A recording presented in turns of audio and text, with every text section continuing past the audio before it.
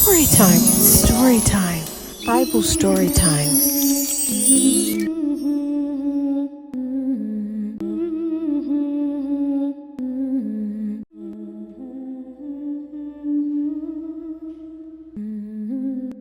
Good afternoon, boys and girls.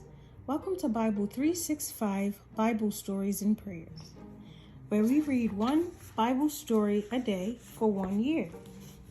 Yesterday we were talking and reading. Jacob finally arrives at the place where his mother's brother Laban lived. Then a very pretty girl came to the well to get water. The girl turned out to be Laban's younger daughter Rachel. Jacob could not believe his luck. He told her who he was, and she took him to her father's house. The whole family were glad to see him and made him very welcome.